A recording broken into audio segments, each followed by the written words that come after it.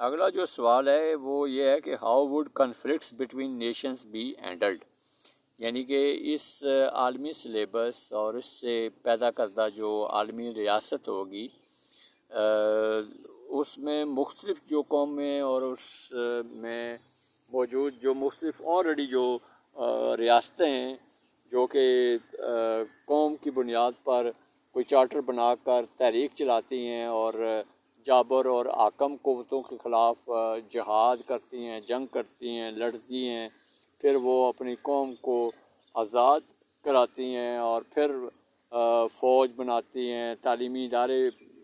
معرض وجود میں آتے ہیں، پھر اس کے ساتھ وہاں سے حاصل شدہ صلاحیتوں کے مطابق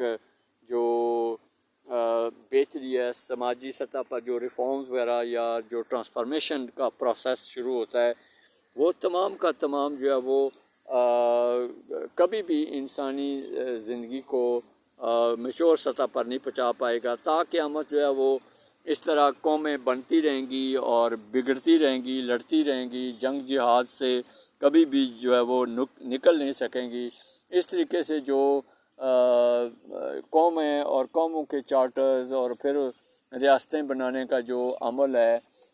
پھر فوجیں بنانے کا اور پھر پڑوسی ممالک اور پھر استعماری سوچ، یہ انسانوں کو تباہ و برباد کر دے گی۔ اس طریقے سے عقل انسانی کا جو ارتقاء ہے وہ کبھی بھی تکمیل کو نہیں ہو سکے گا، حالانکہ وہ تکمیل کو ہو چکا ہے، صرف جنگیں کر کے ڈیریل کر دیا جاتا ہے اور سٹون ایج کی طرف دھکیل دیا جاتا ہے۔ نئی نسلیں تعلیم کے ساتھ، نئے شعور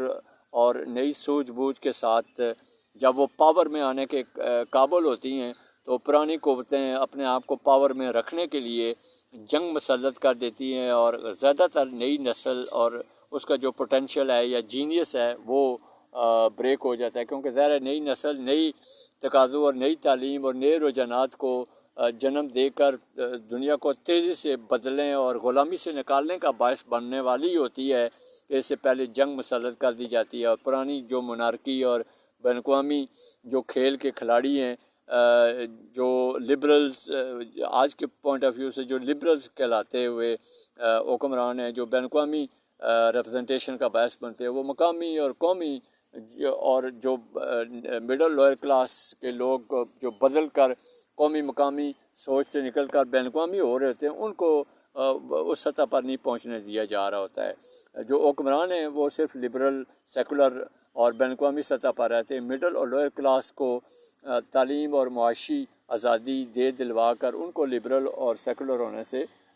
روکا جاتا ہے۔ اس کے روکنے کی وجہ سے جو ہے وہ پھر مذہبی اور ثقافتی قسم کی تحریکیں جو ہے وہ چل پڑتی ہیں، اور یہ ثقافتیں بھی اس وجہ سے کہ ان کو بلاک کیا جاتا ہے، ان کو پوٹینشیل ان کے سے جو ہے وہ فائدہ اٹھانے کے بجائے، میرٹ پر لانے کی بجائے یا ان کے بدولت آگے آنے کے اور خود کو ہٹانے کے باعث بننے کے سفر کو روکنے کے جو ہے وہ باعث بن جاتے ہیں۔ اس لیے پرانی قوتوں کو اقتدار سے نکالنا ہوگا جو بظاہر لبرلز ہیں، سیکولر ہیں، اشرافیہ ہیں، تعلیم اور معاشرت اور روزگار، کاروبار اور دنیا بھر کے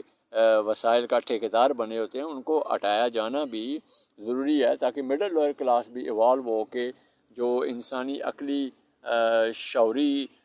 معاشی، تعلیمی، سیاسی اور عسکری اور تعلیمی، خاص طور پر تعلیمی لحاظ سے جو ارتقاء ہوا ہے اس کا وہ حصہ بن سکیں۔ یہ تین جو بنیادی اصول طے کر دیے گئے، اسی کی بنیاد پر ورلڈ وائڈ ایک موومنٹ جو ہے وہ ایشیا افریقہ سے شروع ہوگی،